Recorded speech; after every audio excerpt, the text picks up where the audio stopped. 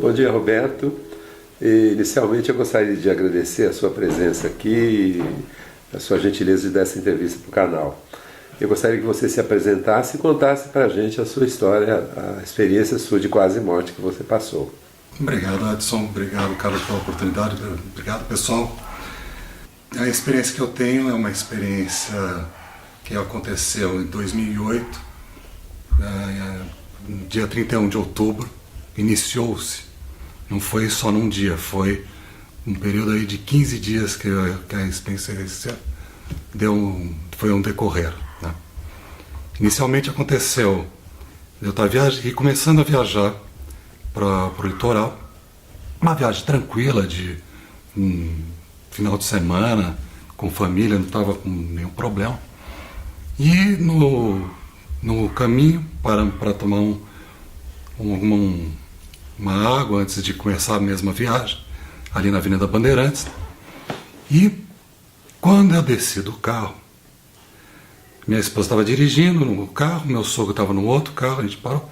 Quando eu desci do carro, foi aquela questão, tipo um filme, que a pessoa se distancia, o meu sogro estava na frente, e eu vi como se fosse um túnel, começou a distanciar. E eu não conseguia me movimentar, eu perdi as forças. E com muito esforço eu cheguei até ele e me chamei ele e falei: olha, está acontecendo alguma coisa. Naquele momento paramos, tomamos água e comecei a sentir muitas dores no peito, uma coisa lancinante, as dores eram insuportáveis. E eu resolvi ir para o hospital. Vamos então parar a viagem, eu preciso ir para o hospital. Meu sogro deu a continuidade na viagem e eu fui para o hospital. Descemos a Avenida Bandeirantes, fomos para o hospital que tem ali com a Bandeirantes com a Santo Amaro. Estava um trânsito de sexta-feira, aquele trânsito de São Paulo que não anda, e eu fui cada vez assim, além das dores no peito. A minha perna direita foi amortecendo como se fosse cãibra, até eu não sentir ela totalmente. Não é que era cãibra, eu não sentia. Eu batia como se batesse nessa madeira. Ali eu quase tive uma sensação de desmaio. A sensação era de que eu ia morrer. Conseguimos chegar assim, quase, realmente estava, só não desmaiei por causa da dor. Quando eu fui descer do carro, a perna que estava amortecida não andava, eu saí pulando de dentro para o pronto-socorro. Não tinha força nenhuma? Nenhuma. Ela foi arrastando a perna.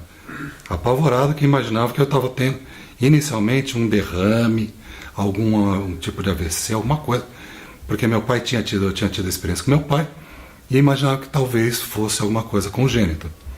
E entrei no hospital me deixaram, começaram a fazer exames de sangue e tal, e eu morrendo de dor, gritando, e no pronto-socorro não me davam atenção, durou uns 15, 20 minutos. O pessoal só vinha pedir para eu parar de gritar, mas eu estava como se tivesse uma faca no peito, como se estivessem me abrindo o tempo todo. E não dava para parar. Até o momento que eu tive vontade de ir no banheiro, tive uma grande ânsia. Fui no banheiro e literalmente eu vomitei. E na hora que eu fiz isso, deu um alívio. Foi acalmando, foi parando. E no hospital, no pronto-socorro, eles entenderam que eu tinha tido um pico de histérico, um ataque histérico, e que não era nada mais que nervoso. Bom, fui para casa, acabou a viagem, voltei para o apartamento que eu morava na época. Chegou lá, eu fui deitar. Quando eu fui deitar, eu não conseguia dormir, porque quando eu punha a cabeça no travesseiro, eu sentia literalmente o fluxo de sangue no meu corpo. Fazia o barulho, fazia assim. Era um sopro, né? Um sopro muito forte. E aquilo incomodava, eu falei: não posso, não dá para ficar deitado. Eu deitei numa poltrona parecida como essa. E ali eu consegui dormir, descansar. Estava exausto e consegui dormir assim. Dia seguinte, a gente foi para Ibirapuera descansar, mudou a programação. Fomos para o Ibirapuera, tinha ali o Parque da Paz, tal, aquele ambiente grande, tal, com muito, sempre muito cansaço. Eu literalmente me arrastei até ali o parque, tomar um sol, tal. Não estava bem, falei, não tá legal ainda. Passou domingo eu fiquei repousando em casa, tal. E na época eu morava ali do lado do Parque Trianon, ali na Alameda Jaú. E o comum eu fazia era, levava minha esposa andando até o trabalho dela, né, ali na Ministro Rocha Azevedo. E, eram 2 quarteirões, literalmente passava os dois lances do parque, deixava ela ali e ia andando para o meu trabalho, né, ali na região da Paulista.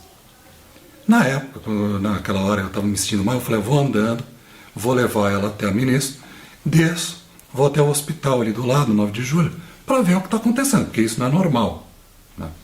Quando, no 9 de julho, eu cheguei, o pessoal olhou lá e falou assim, puxa vida,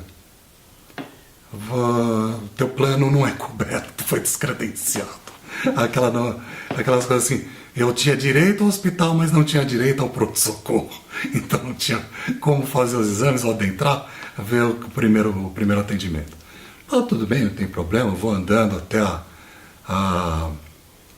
o Santa Catarina. Tá. Fui andando até o Santa Catarina. Cheguei lá, isso dá quase por volta de 1 quilômetro. Fui andando devagarzinho, daquele jeito que eu estava. Falei assim, um passo depois do outro, não tem problema. Cheguei no hospital, lá no Santa Catarina, que eu digo que é a minha segunda casa.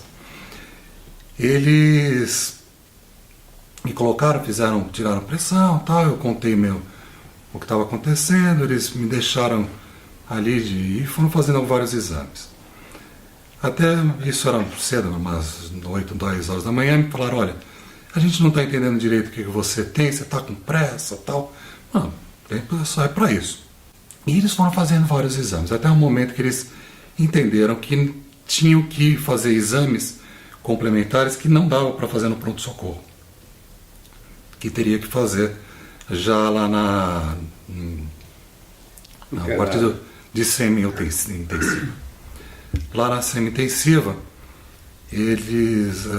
aí minha esposa chegou, até me acondicionaram num local que era interessante, que eu podia ficar adequado ali, tranquilo, repousando, esperando e fazendo os exames. E lá fui fazendo uma batelada, até uma hora que eles falaram assim, olha, a gente não entende o que você tem, porque cada pressão que tirava era uma pressão. Então, vamos supor, aqui era 15 por 12, aí tirava aqui, dava 18 por 11, e tirava dos pés também eram outras pressões. E falou assim, a gente vai fazer um exame que você tem que ir sedado. Era um exame, um ultrassom endoesofágico, que tinha que engolir o equipamento. E ele tinha que ser sedado. Tá bom, então vamos fazer. Ele falou assim, se não apontar nada, você é diferente, tudo bem. E eles já foram fazendo o exame imaginando que talvez fosse. Fizeram o exame e constatou que eu estava com uma dissecção de aorta tipo 1. Tá? Então, a aorta tem a parede da artéria, né? E ela, em vez de romper, como se abrisse uma mangueira, que aí seria morte súbita, ela rompeu paralela ao que eles chamam de luz. Abriu uma camada, né? Abriu uma camada. Ela abriu e, em vez de sair para fora, ela voltou. É o que eles chamam de falsa luz. Fica um paralelo do fluxo sanguíneo. O médico imediatamente identificando que era aquilo, eu sedado, tá? Foi todos os procedimentos, chamou a equipe e tal. O médico me questionou se eu tinha tomado droga. Eu não tinha tomado droga, eu tinha tido um ataque depois, posteriormente, me informar. Foi um problema congênito, que minha artéria é um pouco mais estreita, a parede é mais estreita do que as outras pessoas, e aquilo facilitou aquele rompimento, junto com um pico de pressão. E já fui direto, nem percebi. Quando eu, assim, conscientemente, eu voltei, eu já estava operado. Nesse período, entre a operação e voltar, aí que é o relato especificamente da experiência pós-morte. O que aconteceu? Primeiro que a minha anestesia, não sei se foi por causa logo antes do exame, o que aconteceu, eu fiquei consciente, eu não fiquei apagado. No centro cirúrgico? No centro cirúrgico. Todo o preparo que eu tive para a cirurgia, eles fizeram preparo, raspa o corpo inteiro, porque fizeram o procedimento. Abriram meu peito para poder fazer a intervenção. Nesse procedimento, nessa anestesia, eu fiquei acordado, eu fiquei consciente. Eles achando que eu estava dormindo, e eu estava ouvindo tudo. Já começa a experiência nesse momento. Você não sentiu dor? Então, eu não senti dor, mas imagina o meu estado de tensão no momento que eu estava ouvindo as pessoas falando: esse está morto. Esse corpo, ele já é um corpo, trata o corpo. E eu ouvindo, eu falo assim: gente, eu estou vivo. Você pensava, né? Eu estou acordado. Eu estou ouvindo vocês falando. Eles preparando, me depilando, preparando todo o procedimento e comentando isso. Então eu estava ainda consciente. Tá? Então a anestesia não foi completa. Fui para a cirurgia e eu fiquei apavorado. Como é que eu vou fazer isso? Como é que eu vou enfrentar? Consciente uma cirurgia de abrir o peito. Imaginando a dor. Que eu não conseguia mover nada. Nada, eu não conseguia. Mas estava lúcido. Mas completamente lúcido, ouvindo toda a cirurgia. Provavelmente você estava entubado. Com certeza me entubaram. Com certeza. Com certeza. Eu estava totalmente apagado. Mas o corpo, a mente estava consciente, ouvindo tranquilamente.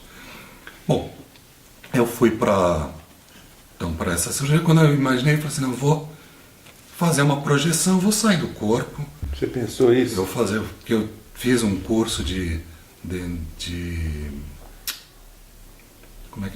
realmente fazer essa projeção, viagem astral, essas coisas. Eu falei: eu vou sair. Eu tenho esse recurso, vou fazer, tentar sair daqui. Você já tinha saído antes, alguma vez? Não. Eu fiz um treinamento, tal. Eu tinha feito uma regressão, mas isso é um outro fator. Não é, isso era bem diferente de ser consciente. E aí eu saí realmente. Saiu. Saí. A ideia que eu tive é sair do meu consciente e fui para outro lugar. Você viu o seu corpo em algum momento, não? Vi meu corpo. Então essa questão aí eu vou tentar detalhar o máximo possível. No momento que eu saí do corpo e eu fui tentar sair daquela situação, eu saí para uma outra. O que eu via era, eu estava deitado, tá? A sensação até era de não ter... eu tinha a sensação de corpo, mas não tinha essa sensação que a gente tem aqui. Eu estava deitado, olhando para cima, e olhando, que eu estava olhando para cima, eu via uma equipe médica olhando para baixo, mas sem mexer, completamente parada. Mas era uma equipe médica que eu não dava para ver muito o rosto, porque tinha uma iluminação bem em cima, focando em cima da mesa. E o que acontecia era que eles... Ficava aquela situação, todo mundo parado. Eu falei assim: não vai começar a cirurgia? Você está falando do próprio corpo. Não, isso já eu estava num outro papel. Havia uma segunda equipe além da que estava te operando. Exatamente. Eu não estava no corpo presencial nesse momento. Quando eu resolvi fazer essa projeção, eu fui para esse ambiente.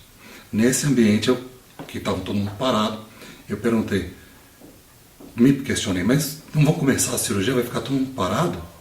E eles falaram assim: quem disse que a gente está parado? A gente está fazendo. Nós estamos fazendo a cirurgia. E ninguém falava, ninguém não estava falando, estava só no pensamento, só telepaticamente. E eu imaginei, eu falei assim: puxa, a gente não está falando. Eu falei: não, aqui não precisa, a gente está operando você aqui, mas com as mãos deles lá embaixo. Então é como se fosse uma equipe paralela. Eu não entendo, eu imagino, o que eu vi foi isso, o que aconteceu. Teve uma hora que eu vamos dizer assim, a lembrança que eu tenho é uma ruptura, assim. Daí, num certo momento eu comecei a acordar, essa que é a verdade. Eu estava lá em cima, que eu digo lá em cima, que eu estava naquele segundo momento. Em algum momento eu dormi naquela cirurgia e comecei a acordar num ambiente conhecido, tá? E é assim, como se eu estivesse falando aqui. O ambiente era na casa de praia do meu sogro, eu estava no quarto do meu sogro, fechado ali, olhando para a parede. A ideia era, eu fui acordando e ouvindo as pessoas que estavam, onde seria na frente da cama, que é uma porta, balcão enorme, grande, do antigo Colégio do Azul, muito bonita, que está de frente, o terreno dele é um terreno preservado, tem 18 mil metros quadrados de área verde. Eu comecei a acordar ouvindo aquele barulho de mata, passarinho, barulho de água, de rio, e eu vi as pessoas falando. Tinha pessoas falando, ele está acordando, nossa, ele está acordando, e começou a ter uma festa porque eu estava acordando, estava tendo consciência nesse lugar. Até então eu estava tendo uma sensação angustiante, eu estava muito angustiado lá naquela operação. E ali não, ali eu estava numa calma, numa tranquilidade. A sensação que eu tinha era de total paz. Uma coisa, eu estava em equilíbrio, eu estava até com o que eu chamo de pleno conhecimento das razões por que eu estava ali. O que tinha acontecido. Tá? É como se eu estivesse me ligando a algo maior. E eu sentia na hora que eu estava acordando, era uma luz, como se tivesse uma luminosidade de olho fechado, muito forte, um calor muito forte, como se fosse o sol batendo. Só que eu consciente de onde eu estava, eu sabia que ali não bate sol, ali é outro foco, mas eu comecei a sentir muito calor, muita luz. Muito bem, plenitude. Quando as pessoas falando, puxa, tal... E eu fui acordando nessa sensação de felicidade e veio uma voz e falou para mim, se você... Eu estava olhando para a parede, que eu estava dizendo, e eu comecei a querer olhar para trás, para essa sensação.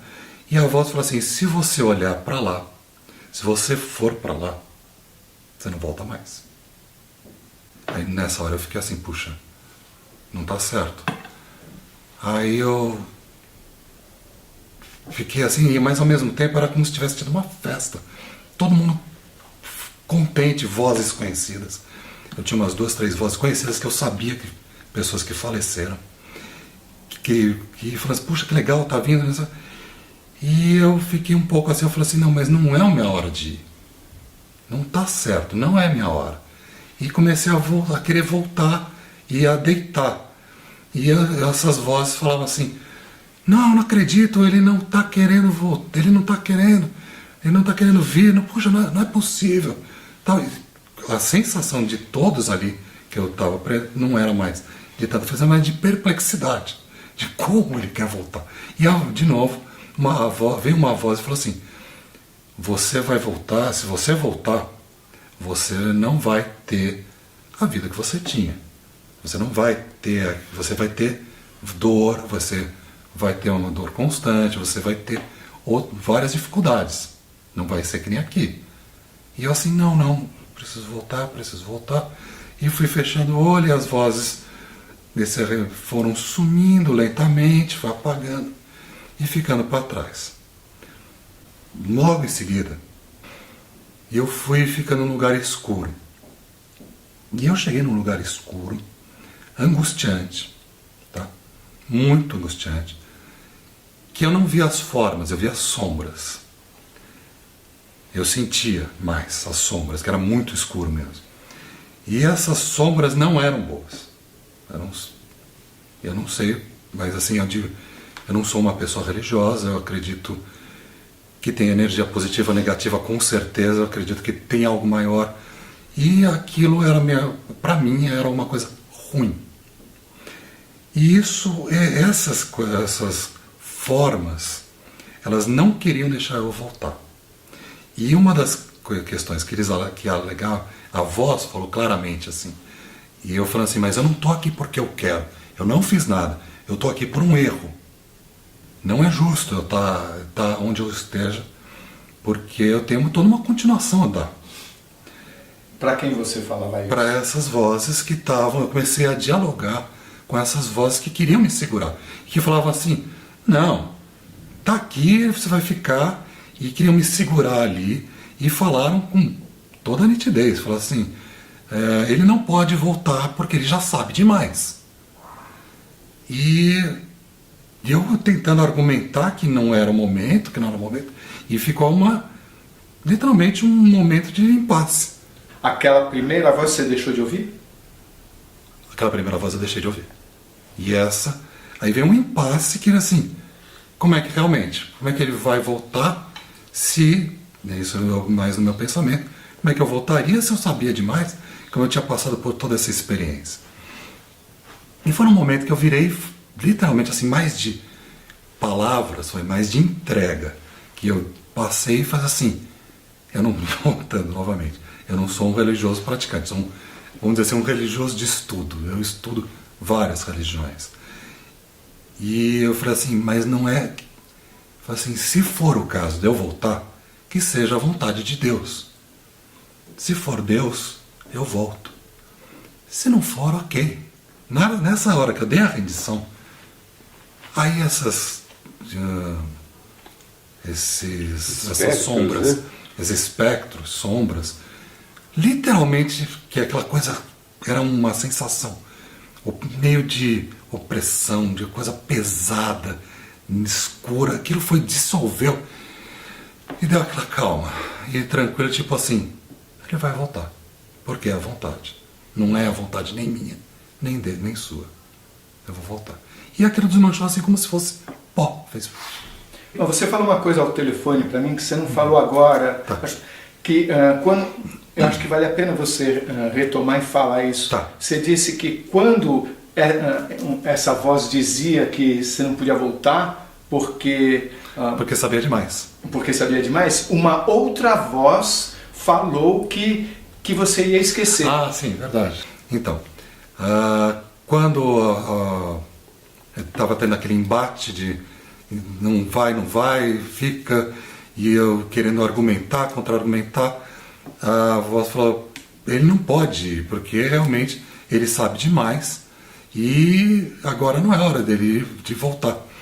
E veio uma outra voz e falou assim, não tem problema, ele vai esquecer.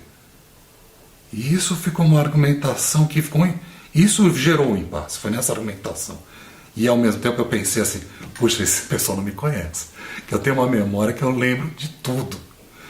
E aí eu pensei, eu disse, na sensação de entrega, que eu falei assim, não é minha vontade nem a sua vontade, que seja a vontade de Deus.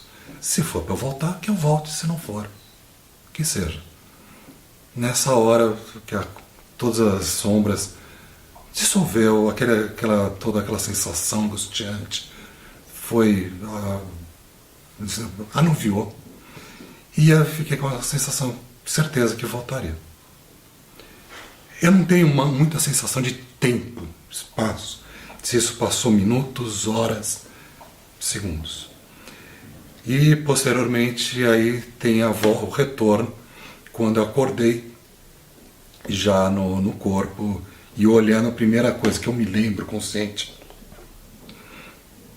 foi de olhar e falar assim, o que eu estou fazendo aqui? Fui fazer um exame e eu estava completo com uma faixa de esparadrapo aqui no peito, um esguicho, que era uma cânula, o tamanho de um esguicho, saindo de baixo, que eu não estava me entendendo, e ao mesmo tempo muito sono, tal, voltando da anestesia, e dormindo, acordando, tal.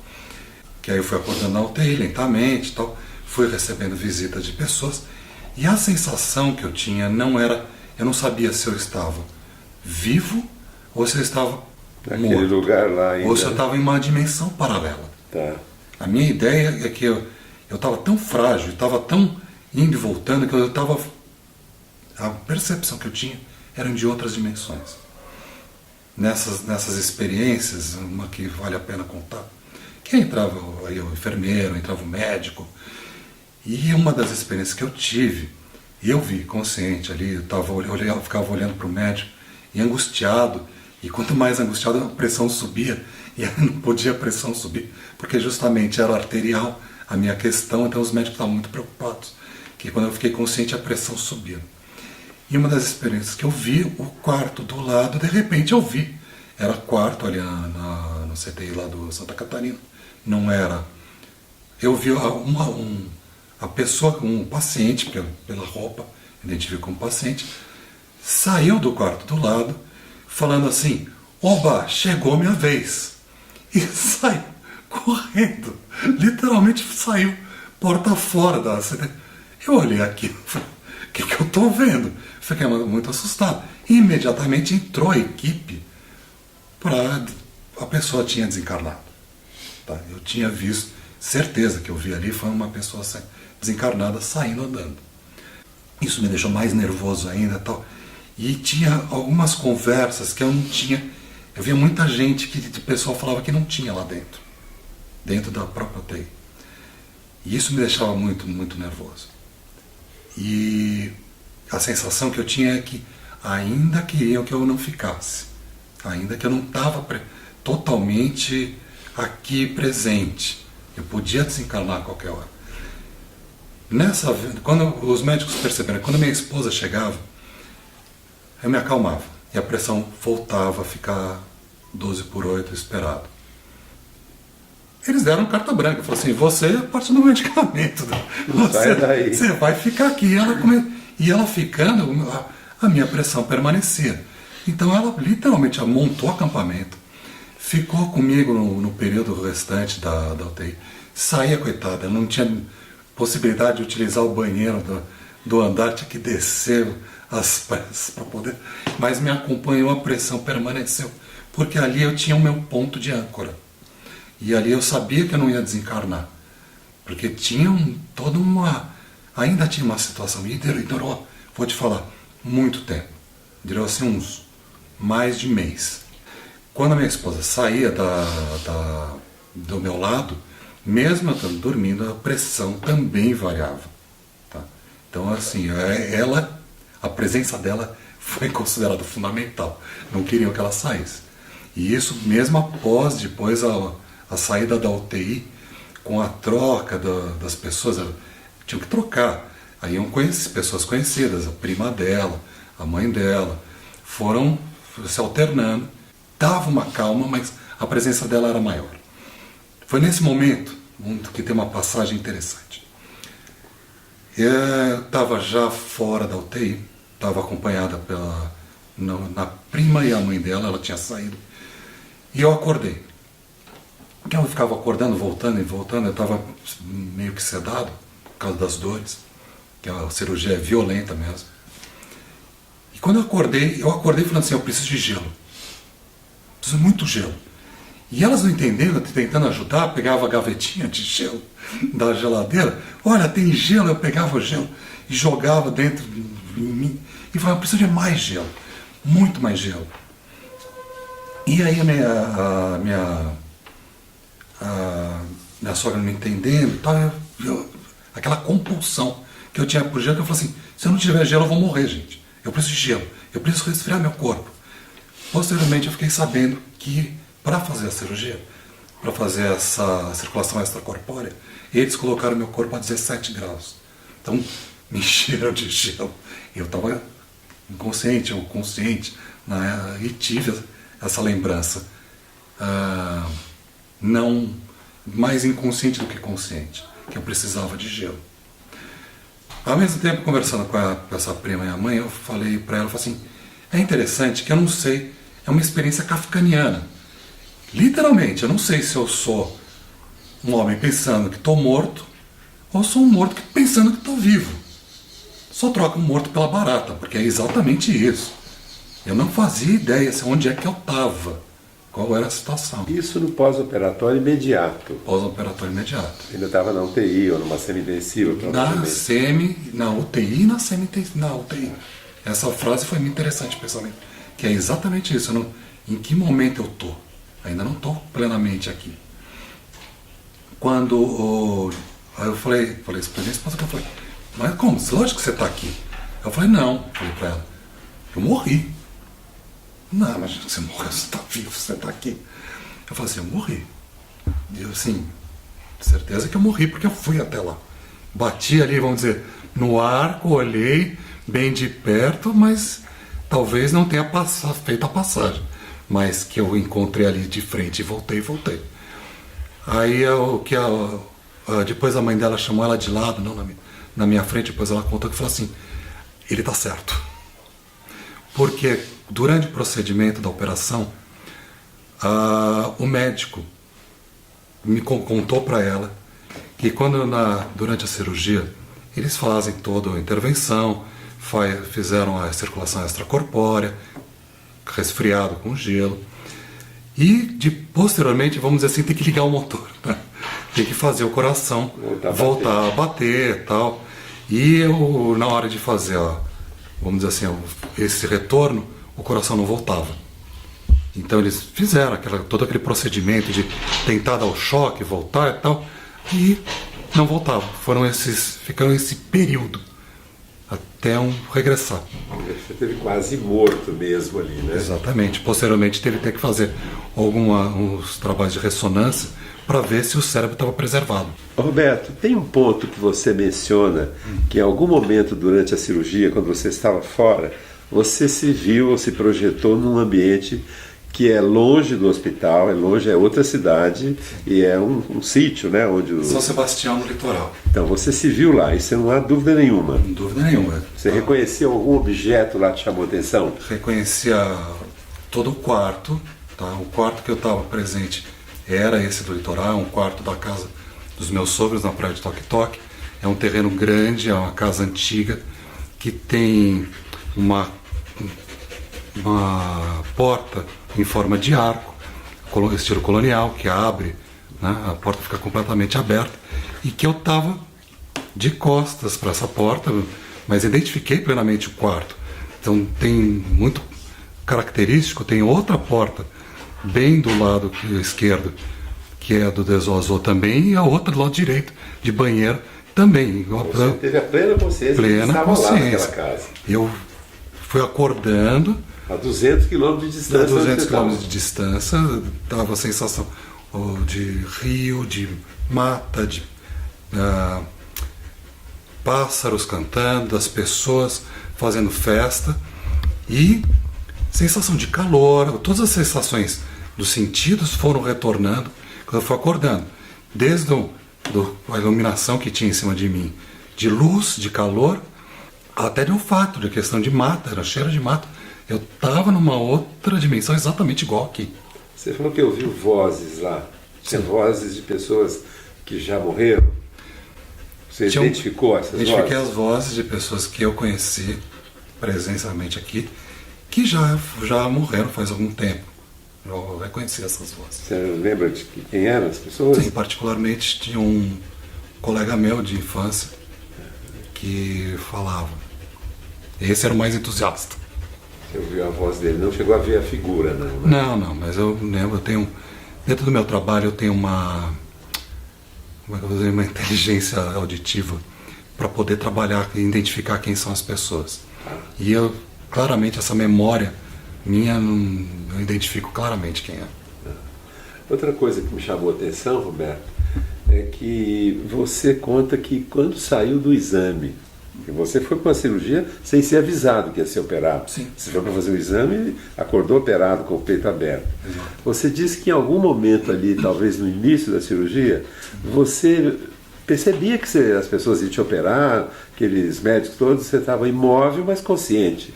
Como se a anestesia não tivesse pegado, ou ela estivesse sendo parcial naquele momento. Você acha que é isso? Eu tenho a ideia que, pelo que explicam, eu não quero dar conclusões, tá? Explicam que a questão da anestesia ela teria sido dada até no corpo seria absorvida e a outra mente não. A minha ideia é que, ao contrário, eu tive total percepção, não por questão da anestesia, mas por uma questão de consciência que me foi dada. Você já estava como se fosse fora daquele Fora corpo do ali. corpo. Você não Fora acha do que corpo. você estava sendo operado sem anestesia? Não. Você não consegue. Tanto é que eu não sentia dor nenhuma, eu não sentia questão tátil, era questão só auditiva. Auditiva e percebendo, assim, até uma visão fora corpórea. Você via. Via. Então não era com esses olhos que estavam fechados. Não. Era outra sensação. Nessa sensação, posso dizer, tinha ainda a questão temporal, mas não tinha a questão do corpo, de sensação física. Era diferente. Até porque você viu em outra dimensão uma outra equipe, né? Exatamente. Aí quando eu Foi nessa hora. nessa hora que eu fui para outra equipe, aí então, completamente, aí a sensação corporal era outra. A de fala já não era questão de pensamento, era uma outra forma. Roberto, algumas pessoas, aliás, a maioria delas, quando tem experiência de quase morte, eles mencionam que no momento que eles estão tendo a experiência, a consciência fica ampliada, exacerbada, a percepção, audição, visão, todos os sentidos ficam ampliados. Você não mencionou isso, você acha que em algum momento isso aconteceu? O que eu tive foi uma ligação com algo maior. Religião, tem várias religiões que dizem que Deus é onipresente, onisciente, né? E eu estive ligado com algo maior, eu entendo isso, que essa onisciência, esse conhecimento das coisas de uma forma mais ampla, é justamente essa ligação com algo maior que eu tive. É uma sensação de que você faz parte de um todo. O entendimento das razões de eu estar ali era porque eu tinha consciência, não é só uma questão tipo, estou aqui e não estou entendendo o que está acontecendo. Eu tinha total entendimento do porquê que eu fui acontecer. Na hora que eu tive naquela sensação, vamos colocar no momento, porque no primeiro momento eu não tinha entendimento. Quando eu fui tendo essa conexão, quando eu cheguei lá naquele portal, que eu tive a consciência ali eu tinha total tranquilidade, total clareza, ciência do que estava acontecendo, do que estava por acontecer. E eu, quando me foi dado, de certa forma, a oportunidade de, quando a pessoa falou, você quer ir? Se você for, você não volta. E eu falei, eu quero voltar por mim e por minha mulher. Tinha um fato que eu esqueci de contar, que eu falei assim, por minha mulher e meu filho. E eles falaram, a voz falou, você não tem filho. Eu falei assim, ainda não. Eu vou ter um filho. E minha esposa não estava grávida, nem ficou grávida 2 anos depois, só. Meu filho foi nascer só em abril de 2010. Mas quando a minha esposa, até quando ficou grávida, ela falou assim, não, será que é uma menina? Menina, certeza, menino. Já tinha sido avisado, tinha consciência. E aí uma coisa que eu falei também é interessante. Então essa onisciência das questões liga a uma coisa na minha percepção. Puxa, então você acredita no determinismo. Então, se o determinismo, as coisas estavam já para acontecer desse jeito. Me foi dado o livre-arbítrio. O entendimento é que nós podemos escolher, mas Deus já entende o que você vai escolher. O determinismo existe, convive com o livre-arbítrio. Tá? Os dois fazem parte. Do mesmo jeito que eu tinha falado das dimensões, eu creio que pode ter várias dimensões. Naquele momento que eu tive ligado no algo maior, eu tinha um entendimento que era possível de você ter.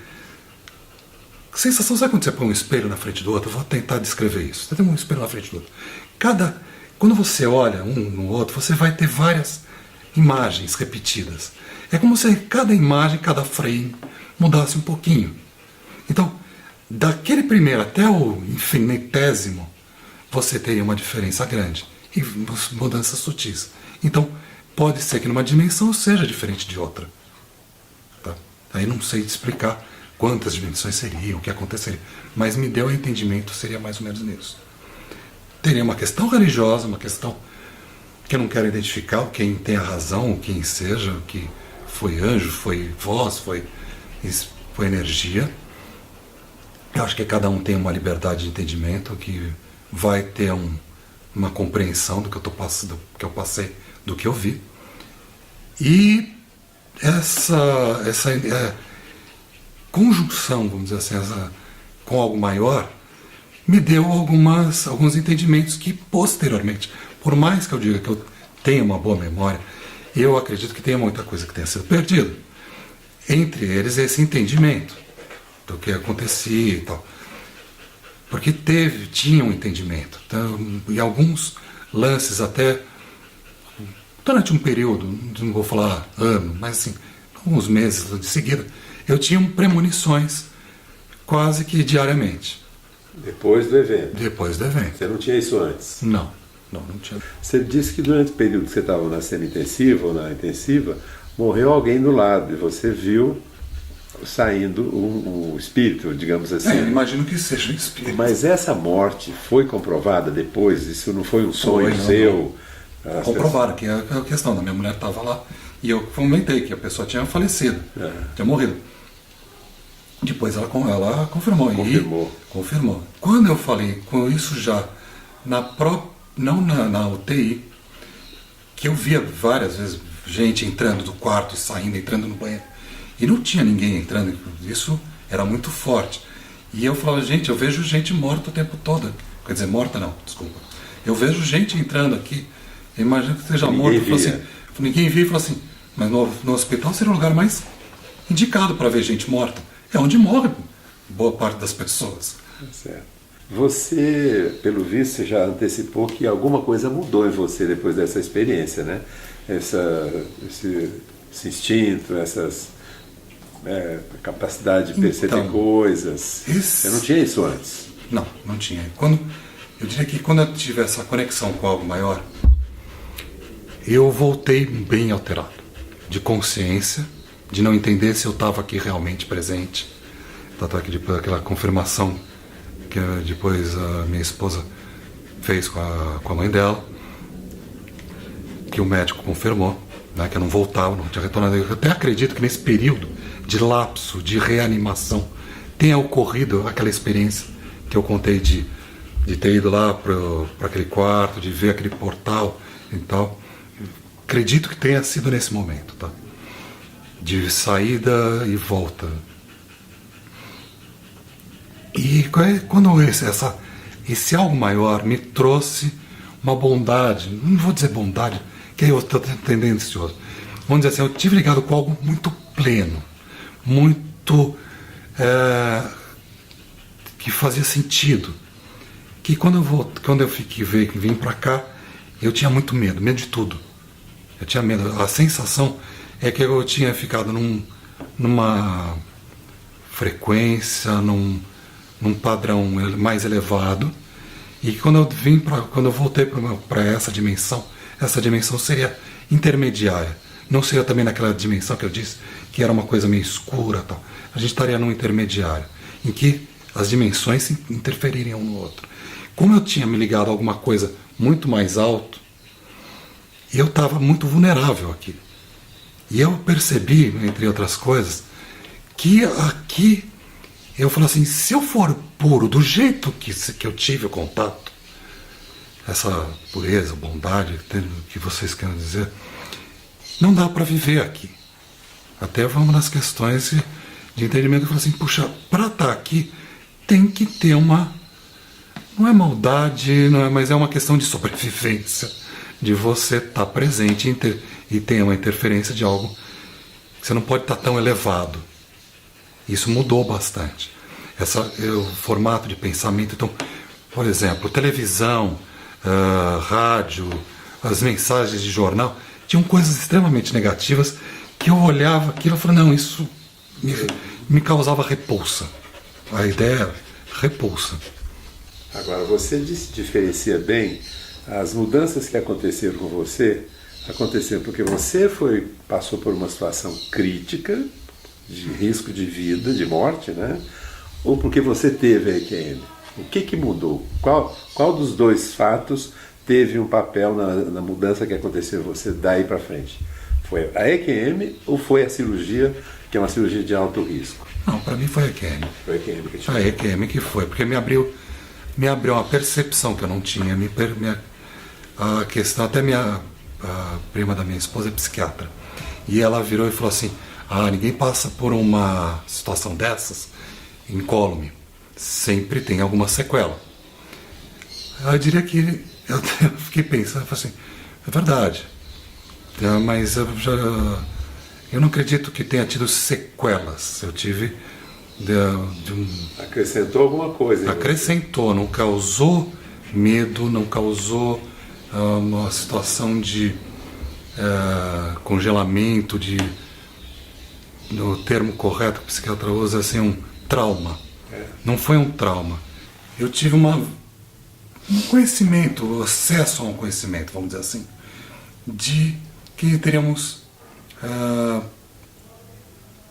dimensões diferentes, não seria se a palavra certa seria essa, níveis de conhecimento maior e menor conhecimento, bem, o mal, o bem e o mal, e que nessas variações a gente estaria, esse envolvimento entre o bem e o mal estaria entre o conhecimento e a falta do conhecimento, entre a luz e a escuridão. Então, onde nós estamos agora, atual aqui, teria justamente uma interferência dos dois lados.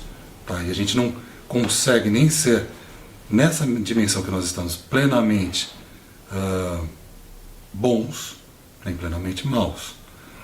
Você tem uma interação entre essas energias, entre essas atitudes, pensamentos, que você pode estar mais elevado, mesmo numa dimensão, você pode estar mais elevado, seja a experiência de vida, que nem os espíritas falam, ou seja mais ligado ao mal, ao bem, que nem os católicos protestantes querem dizer, mas existe essa questão entre o bem e o mal, sim.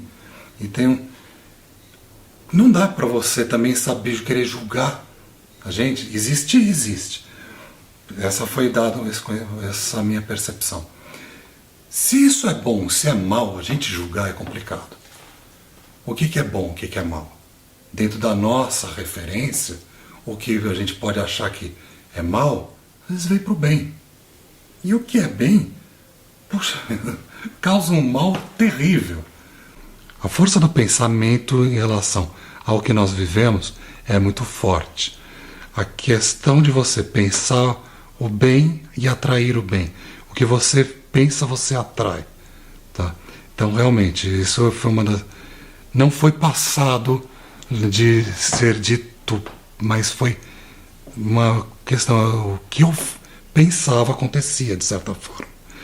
Então, essa questão da gente poder transmitir o pensamento positivo e atrair é grande. Pelo que você está dizendo, eu ia te fazer isso como pergunta, mas eu acho que você já afirmou, né? A sua experiência deixou você convencido de que alguma coisa sobrevive à própria morte. Ah, sem dúvida. Você não tem dúvida disso? Não tem dúvida, não. Você tinha essa convicção antes? Não. É agora que você tem. Não. Ficou alguma coisa desse momento que você viveu para agora? Você preserva alguma coisa? Você acha que a mudança, as experiências todas que você vivenciou, você tem uma espécie de comunicação com esse outro lado? Então, Edson, no início ficou muito forte. Como eu relatei aqui, eu falei, eu não passei muito medo no início. Não é que eu tentei, eu fechei a porta conscientemente dessa situação. Porque eu achei que eu estava, primeiro, muito vulnerável, e o que eu vi realmente me causou muita angústia. E como a minha questão é manter a calma, questão de saúde, manter nesse plano físico, manter minha pressão, eu tentei me afastar disso o máximo que possível. No primeiro momento, eu conversava, mas as pessoas tendem a julgar muito. Então eu condicionei a deixar essa experiência mais fechada para mim, ok, e fui não estimulando muito o que fosse nesse sentido. Eu acredito, tá, que agora eu estou falando, depois de tanto tempo, conhecendo um pouco o trabalho de vocês, eu achei que eu estava forte, fortalecido.